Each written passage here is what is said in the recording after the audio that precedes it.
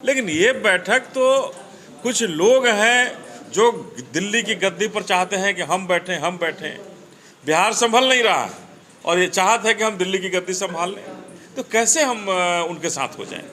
बिहार में सैकड़ों शोषित दलित वंचितों पर अत्याचार हुए, दर्जनों नरसंहार हुए, लेकिन नरसंहार में सबको छोड़ने वाले जिलाधिकारी डीएम के हत्यारे को छोड़ने वाले के साथ हम कैसे बैठ जाएं और कह दें कि नहीं हम जनता हित में हैं। बहुजन समाज पार्टी का एक एक परिवार का सदस्य कसम खा चुका है, संकल्प ले चुका है कि हम अपनी बहन को दिल्ली की गद्दी पर बैठा करके ही दम लेंगे।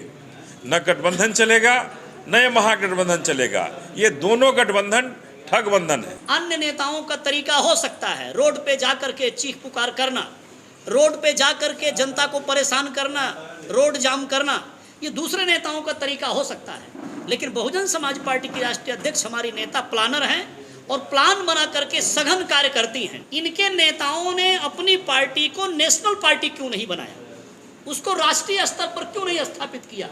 वो इसलिए राष्ट्रीय स्तर पर अपनी पार्टी को नहीं ले जा पाए क्योंकि वो मात्र कुर्सी की लड़ाई लड़ते हैं, मात्र धन कमाने की लड़ाई लड़ते हैं। यह पूछने की बात नहीं है, पूछने की बात नहीं है कि हमें नहीं पूछा गया है। हम उस प्लेटफॉर्म पर जहां दलितों के साथ अत्याचार होते हैं, शोषित दलित वंचितों के साथ अत्याचार होते हैं, उस प्लेटफॉर्म पर जाने के लिए तैयार ही नहीं हो सकते। बहुजन समाज पार्टी बनाई सिर्फ इसीलिए बनाई कि इस देश में जो दबे कुचले लोग हैं, जो दलित पीड़ित लोग हैं, जो पिछड़े अति पिछड़े लोग हैं, जो अल्पसंख्यक अकलियत लोग हैं, वो जीवन के हर क्षेत्र में बराबरी में आ सकें। एक विडंबना में घिरता जा रहा है। ऐसा लगता है कि हमारे देश में हमारे बाबा साहब ने जो संविधान बनाया, उस संविधान को कहीं न कहीं दरकिनार करने का प्रयास किया जा रहा है और उस प्रयास में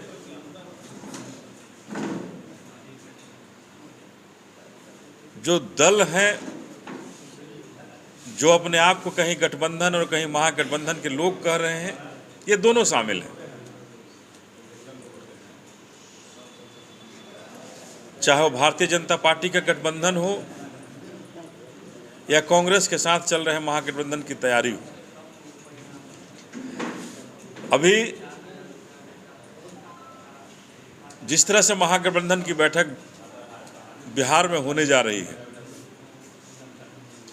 तमाम तैयारियां शुरू हो गई हैं कि बिहार के अंदर महागठबंधन की बैठक होगी, महागठबंधन का घोषणा होगा। तो मैं महागठबंधन की घोषणा करने वालों से बहुजन समाज पार्टी की तरफ से पूछना चाहता हूं कि आप जरूरत होता है महागठबंधन करते हो, लेकिन जनता के लिए, जनता के जो शोषित दलित वंचित वर्ग हैं, जिनके लिए बाबा साहब ने संविधान में काफ़ी कुछ किया, उनको आगे लाने के लिए महागठबंधन क्यों सो जाता है? जब उस समाज पर अन्याय होता है तो बिहार की ये सरकार क्यों सो जाती है? चाहे वो राकेश पासवान की हत्या हो, मुन्ना पासवान की हत्या हो, या दर्जनों इस बिहार में हत्याएं हुई हो। बिहार में डीएम की हत्या हुई हो, दर्जनों नरसंहार हुए, उस नरसंहार के आयोग को क्यों बंद कर दिया गया? उस नरसंहार में सारे लोग बरी हो गए, हमारा दर्जनों सैकड़ों परिवार हमारा छत बिछत हो गया, शोषित दलित वंचितों का कोई नाम लेवा नहीं रहा। तो ये जो महागठबंधन करने वाले जो लोग हैं, मैं उनसे पूछना चाहता हूं, बहुजन समाज पार्टी उनसे पूछना चाहती है कि आप जनता के हित में महागठबंधन कर रहे हो या अपने हित में करना चाहते हो? बहुजन समाज पार्टी राष्ट्रीय पार्टी है। बहुजन समाज पार्टी पूरी तरह से बिहार के अंदर भी तैयार हुई है कि 40 सीट पर लड़ेंगे और मजबूती के साथ लड़कर अपनी बहन मायावती को प्रधानमंत्री बनाने के लिए पूरा बिहार इकाई संकल्प ले चुका है और संकल्प लेकर बिहार से दर्जनों सांसद बनाकर लाल किला पर न गठबंधन का झंडा फहरेगा, न महागठबंधन का, बहुजन समाज पार्टी का झंडा अपनी मायावती बहन से फहराने के लिए, नीलामय भारत करने के लिए, बाबा साहब के संविधान को पूरी तरह से लागू करने के लिए सब बहुजन समाज पार्टी का एक एक परिवार का सदस्य कसम खा चुका है, संकल्प ले चुका है कि हम अपनी बहन को दिल्ली की गद्दी पर बैठा करके ही दम लेंगे। न गठबंधन चलेगा, न ये महागठबंधन चलेगा। ये दोनों गठबंधन ठगबंधन है। ये दोनों जनता को ठगने का काम किया है और इस बार इसीलिए बहुजन समाज पार्टी निश्चित रूप से बिहार ही नहीं पूरे भारत में मजबूती के साथ लड़कर और भारत की सरकार, केंद्र में अपनी सरकार बना करके बाबा साहब का जो संविधान है उस संविधान को लागू करके भारत को आगे बढ़ाने का काम करेगी। जहाँ भी लोगों को रोजगार मिलेगा, हमारे बच्चों को रोजगार मिलेगा और जहाँ किसी पर अन्याय नहीं होगा, किसी शोषित दलित वंचित पर कोई अन्याय नहीं कर सकेगा। आप बीजेपी को हराना चाहते हैं कि बीजेपी को जिताना चाहते हैं? क्योंकि 23 जून वाली बैठक में आप लोग क्यों नहीं?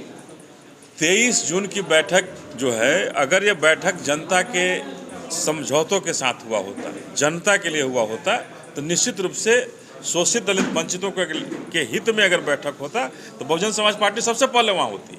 लेकिन ये बैठक तो कुछ लोग हैं जो दिल्ली की गद्दी पर चाहते हैं कि हम बैठें। बिहार संभल नहीं रहा है और ये चाहते हैं कि हम दिल्ली की गद्दी संभाल लें, तो कैसे हम उनके साथ हो जाएं? बिहार में सैकड़ों शोषित दलित वंचितों पर अत्याचार हुए, दर्जनों नरसंहार हुए, लेकिन नरसंहार में सबको छोड़ने वाले जिलाधिकारी, डीएम के हत्यारे को छोड़ने वाले के साथ हम कैसे बैठ जाएं और कह दें कि नहीं हम जनता हित में हैं? जनता के अहित के साथ शोषित दलित वंचितों के लोगों के साथ खिलवाड़ जो कर रहा है, उनके साथ बहुजन समाज पार्टी कभी नहीं बैठ सकता। हमारे प्रभारी साहब हैं, ये भी लालजी मेघांकर साहब कुछ बोलना चाहते हैं। मीडिया बंधुओं, बहुजन समाज पार्टी राष्ट्रीय पार्टी है। बहुजन समाज पार्टी का वोट बैंक संपूर्ण देश में है। बहुजन समाज पार्टी की ऑफिस पूरे देश में है, सभी राज्य की राजधानी में है। बहुजन समाज पार्टी की राष्ट्रीय अध्यक्ष परम आदरणीय बहन कुमारी मायावती जी, उन्होंने बाबा साहेब डॉक्टर अंबेडकर के जीवन आदर्श को पूरा करने के लिए और जिन्होंने बहुजन समाज पार्टी की स्थापना किया, परम पूज्य मान्यवर कांसी राम साहब के कारवां को मंजिल तक ले जाने के लिए माननीय बहन कुमारी मायावती जी ने अपना पूरा जीवन समर्पित किया है। बहुजन समाज पार्टी कोई मैनिफेस्टो नहीं जारी करती है, क्योंकि हमारी लीडर माननीय बहन जी का ऐसा कहना है, बाबा साहेब डॉक्टर अंबेडकर द्वारा रचित जो भारत देश का संविधान है उसको लागू करना बहुजन समाज पार्टी का मैनिफेस्टो है। बहुजन समाज पार्टी इस देश में वर्णवाद, जातिवाद, जुर्म अत्याचार, बेरोजगारी, अशिक्षा, स्वास्थ्य की सुविधाएं ना होना, जो बेसिक ज़रूरतें हैं वो भी अभी तक पूरे देश में पूरी नहीं हो पाई हैं। आज से 38 साल पहले 14 अप्रैल 1984 को बहुजन समाज पार्टी क्यों बनानी पड़ी, ये बात समझने योग्य है। लंबे अरसे तक कांग्रेस पार्टी केंद्र में रही, सभी प्रदेशों में रही। कांग्रेस पार्टी ने देश की जनता की ज़रूरतों को पूरा नहीं किया। मान्यवर कांसी राम साहब ने माननीय बहन जी को साथ में, एक महिला लीडर को साथ में लेकर के बहुजन समाज पार्टी बनाई। सिर्फ इसीलिए बनाई कि इस देश में जो दबे कुचले लोग हैं, जो दलित पीड़ित लोग हैं, जो पिछड़े अति पिछड़े लोग हैं, जो अल्पसंख्यक अक़लियत लोग हैं, वो जीवन के हर क्षेत्र में बराबरी में आ सकें, वो सुविधाएं प्राप्त कर सकें जिससे मनुष्य का जीवन सार्थक हो सके। इसके लिए बहुजन समाज पार्टी बनाई। आज 2023 है, अगले वर्ष 2024 का चुनाव है। माननीय कांशीराम साहब की शिष्या हमारी लीडर माननीय बहन जी रात दिन प्लानिंग करती हैं। हम लोगों को लखनऊ कभी बुलाती हैं, कभी दिल्ली बुलाती हैं। अन्य नेताओं का तरीका हो सकता है रोड पे जा कर के चीख पुकार करना, रोड पे जा कर के जनता को परेशान करना, रोड जाम करना, ये दूसरे नेताओं का तरीका हो सकता है। लेकिन बहुजन समाज पार्टी की राष्ट्रीय अध्यक्ष हमारी नेता प्लानर हैं और प्लान बना करके सघन कार्य करती हैं। सुबह से लेकर के रात तक कैडर देती हैं, अपने पदाधिकारियों को समझाती हैं, तैयार करती हैं, मेंटली प्रिपेयर करके उनको जिलों में राज्य में भेजती हैं और वो लोग बीएसपी को मजबूत करते हैं। इसीलिए मैं साफ तौर पे कहना चाहता हूँ, जिन विपक्ष की बात या महागठबंधन की बात हमारे मीडिया बंधु लोग करते रहते हैं, जिसमें इधर अगर बिहार की बात करें तो जिसमें राजद हो सकती है, जेडीयू हो सकती है, उनके जैसी और छोटी छोटी पार्टियां हो सकती हैं। आप उत्तर प्रदेश में जाएं तो समाजवादी पार्टी हो सकती है। इनके नेताओं ने अपनी पार्टी को नेशनल पार्टी क्यों नहीं बनाया, उसको राष्ट्रीय स्तर पर क्यों नहीं स्थापित किया? वो इसलिए राष्ट्रीय स्तर पर अपनी पार्टी को नहीं ले जा पाए क्योंकि वो मात्र कुर्सी की लड़ाई लड़ते हैं, मात्र धन कमाने की लड़ाई लड़ते हैं और कोई लड़ाई नहीं लड़ते हैं। लेकिन देश की समस्या को ध्यान में रख करके देश की समस्या को दूर करने के लिए माननीय कांशीराम साहब ने और बहन जी ने बीएसपी बनाई और उसको देश के कोने कोने में ले जाने का काम किया है। तो अगर आज 2024 के चुनाव की बात किया जाए, अरे भाई, जिसकी पार्टी पूरे देश में होगी वो प्रधानमंत्री के पद का दावेदार बने तो ठीक है। जिसकी पार्टी ही किसी बिहार के कुछ जिलों में सिमटी हुई है, जैसे मैं यहाँ राजद और जेडीयू की ही बात करूं, पूरे प्रदेश में उनकी पार्टी नहीं है। किसी जिले में सीटें जीते हैं, किसी जिले में सीट नहीं जीते हैं। पूरे प्रांत में उनकी पार्टी नहीं है, बिहार के भी पूरे प्रांत में नहीं है। अलग अलग दल जो है अलग अलग क्षेत्र में हैं, स्थापित हैं, तो फिर वो प्रधानमंत्री का सटीक दावेदार हो सकता है। इसलिए ये नाटकबाजी कर रहे हैं। अगर वो चाहते हैं कि बीजेपी को डिफीट दे तो उनको बहन जी की शरण में जाना चाहिए। बहन जी को इस बात के लिए रिक्वेस्ट करना चाहिए कि बहन जी, आप एक दलित नेता भी हैं और पूरे देश में SC/ST का बड़ा वोट बैंक है।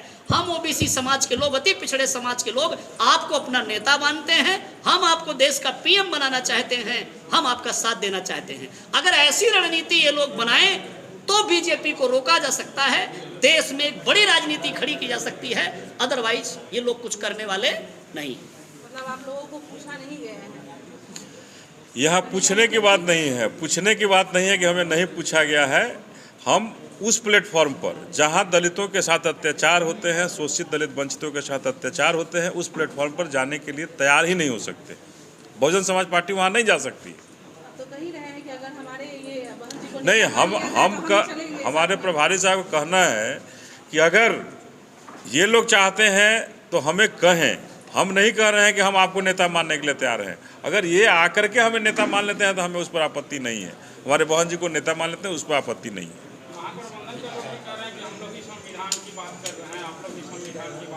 जब ये हमारी बहन जी को अपना नेता मानेंगे, जब हमारी बहन जी को अपना नेता मानेंगे तो बहन जी के पॉलिटिकल जो नॉर्म है, जो बहन जी का सिद्धांत है, बहन जी जुर्म अत्याचार को बंद करेंगे। बहन जी बेरोजगारी को समाप्त करने के लिए आगे आएंगी। जो देश को ज़रूरत है, जनमानस को ज़रूरत है, वो बहन जी इनसे मनवाएंगी, इनसे करवाएंगी, यदि ये बहन जी की शरण में जाएंगे तो। ऐसा हम लोगों का मानना है।